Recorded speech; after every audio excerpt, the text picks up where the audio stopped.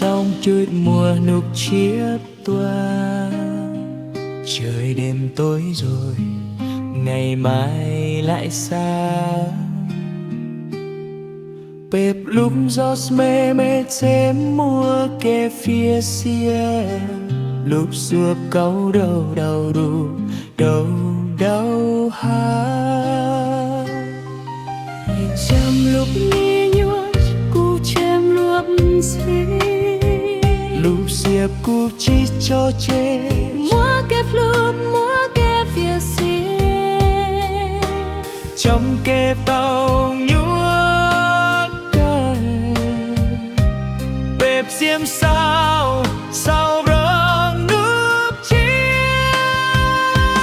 Đời nghèo khó ta vẫn hát xưa trời, ánh sáng nhỏ soi rọi tim người. Kép lúc nhộp hạp không mùa cũng sẽ tiếc phép ngựa vào. Nơi nghèo khó, nơi nghèo khó vẫn sáng rực như sao.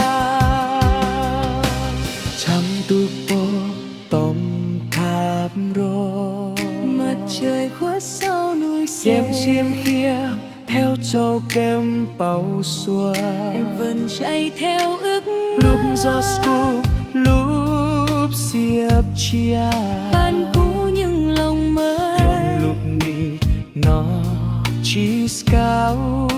Cuộc đời này mãi không thôi, Dẫm đầy nát nó không bao tục. dù mưa bao nhiêu cũng chẳng sợ.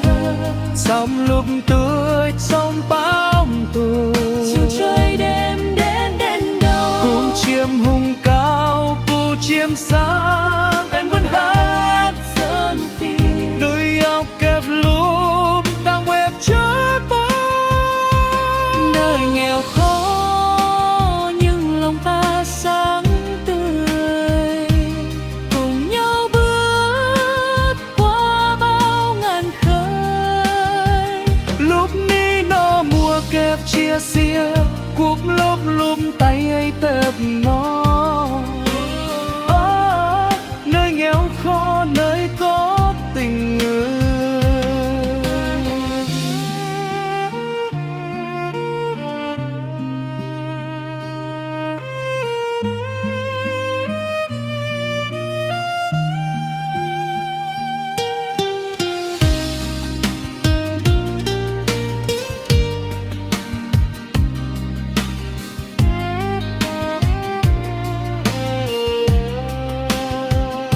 Nơi nghèo khó gái có tình người, Ánh sáng nhỏ soi rọi tim người.